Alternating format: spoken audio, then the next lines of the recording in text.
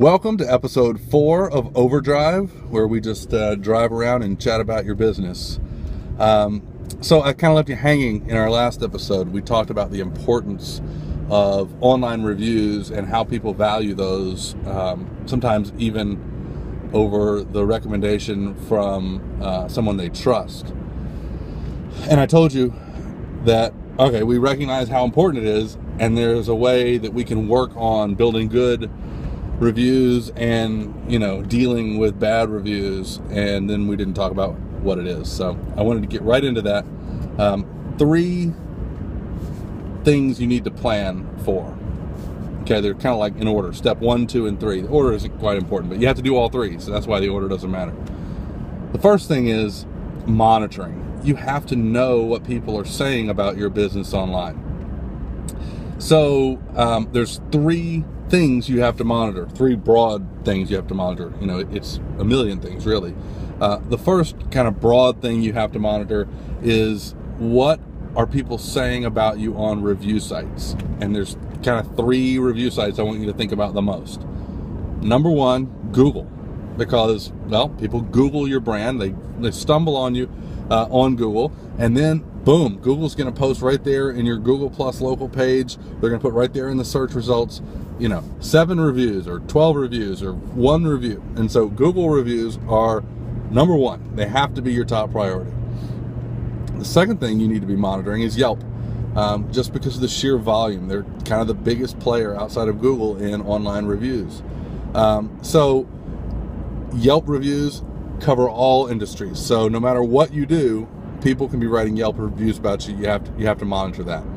And then the third is based on your industry. So if it's a home service provider, you need to be thinking about things like Angie's List and ServiceAlley.com.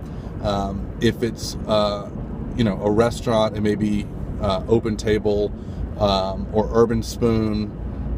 You'll know your industry. And it may be really, really, really niche. It could be that, there's only one directory for your industry, and it's, covers the whole country, and there may be only, 50 or 60 listings, but lots of reviews. You need to monitor those reviews if you're, especially B2B, right? So like find law if you're a lawyer. So we talked about the first step is monitoring, and you need to monitor, review sites. You also need to monitor social. So what is someone mentioning, when somebody mentions you on Twitter, when somebody posts to your Facebook page, when somebody posts on their Facebook page about you and mentions you, all of those things you have to monitor.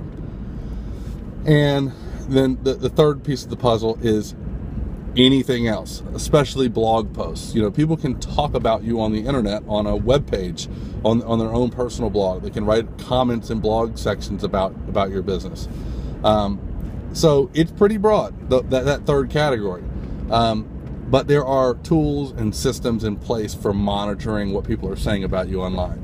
A simple one that everybody's heard of, hopefully, is Google Alerts. You set up Google Alerts for your brand and for certain, maybe competitors and things like that. And that's going to catch things on people's blogs. It's going to possibly catch some things on review sites. It's probably not going to catch things on social.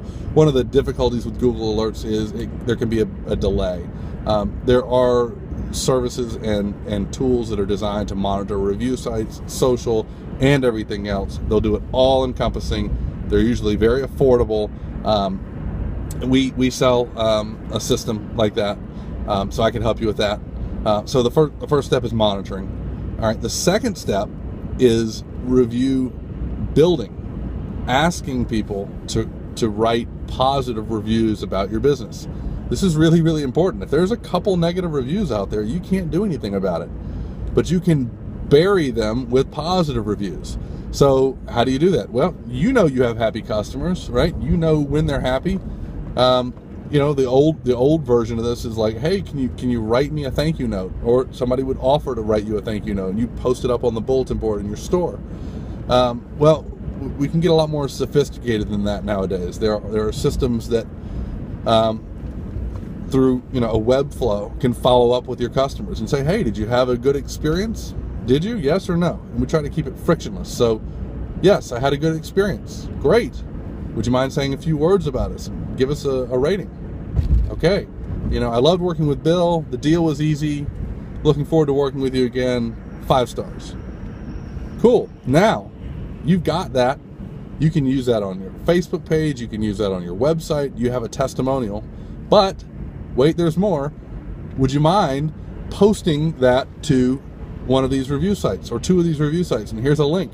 And so building that kind of web flow, we've already done that for you. A division of our company, Albright Digital, focuses on reputation, and they have a web flow they've built out, and that link you can put on your website. You can share it through social. You can email it in an email campaign. You know, you can get that link in people's hands, even if it's physically through an iPad. You know, we've had clients that you know, they'll have a process where, you know, a dentist office, you get your teeth cleaned, and then you got to go sit, and then you got to go, you know, and while you're sitting, here's the iPad. I've been to restaurants before where they'll hand me a small, like a Kindle Fire, and they'll say, you know, and it's just kind of programmed into, you know, did you have a good experience? You know, how did it go? Rate us. And in some of those cases, they're not pushing those to review sites, but they ought to be. Now, the service can't push it to review sites because reviews have to be authentic. They have to be original and unique and from a registered user most of the time. But we can at least provide a link and say, hey, now that you've gone through the trouble of rating us and writing the review, you've done all the hard part. Just click this link and post it up, you know, to Google, post it to Yelp, post it to my industry directory. And then, you know, the old-fashioned way still does work. I mentioned a few days ago that my uncle is an insurance agent. He's got a handful of reviews on his company page just by asking people, hey, would you mind going on there and writing me a review? And it works. And so the one thing you have to realize is this isn't going to be an onslaught of reviews. You're not going to get, you know, 50 or 100 reviews in the first month. You may get 2 or 3 or 4, depending on the volume of your business and how easy you set up that flow. But it moves the needle. If you get 2 a month over the course of a year, you got 24 positive reviews. If you have 2 or 3 bad reviews, they're now buried in that list, and people kind of get the gist that, okay, maybe those were disgruntled customers. So that would be the second big thing. So the first one is monitoring. The second one is building. And then the third, the last piece is responding. And you have to have a strategy and a game plan for responding. It says a lot about a business how you respond to negative reviews. You ought to plan to respond to every single negative review. If the customer is in the wrong, don't be petty about it. Don't make a big deal about, hey, you know, really, we wouldn't have made that mistake if it wasn't for you. But you want to handle it in a professional, classy way. And usually the best strategy is, I'm really sorry you feel that way. I would love to make it right. Please contact me directly, and I will personally take care of this. And that speaks volumes to anyone reading online reviews. So have a strategy for responding to negative reviews. And you know what?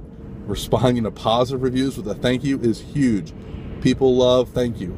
You know, so if you can get on every single positive review you find and say, hey, pleasure doing business with you. I really appreciate it. Thanks for the positive review. Thumbs up. That's going to go a long way. So reputation management boils down to 3 things. Monitoring what people are saying about you. Having a game plan for asking, seeking, encouraging, soliciting positive reviews. And then having a plan for responding to them. And putting automation into those steps is what makes it easy. I mean, you're a small business owner, you have a lot on your plate. It's hard to put it on your calendar. Oh, I'm going to check my reviews every single day. But having an instant notification via email that comes to you, having a strategy, that's something that we can help you with. So if you'd like to hear more, email me, coverby@wral.com, tweet me at cmoverby, and we'll catch you on the next episode of OverDrive. You get it, it's Overby, and I'm driving, OverDrive. I know it sounds like real tough guy, like, welcome to OverDrive, presented by Nissan. It's not that kind of overdrive. It's just Overby, driving. Shout out to John Hughes for coming up with that name. Appreciate it. See you guys.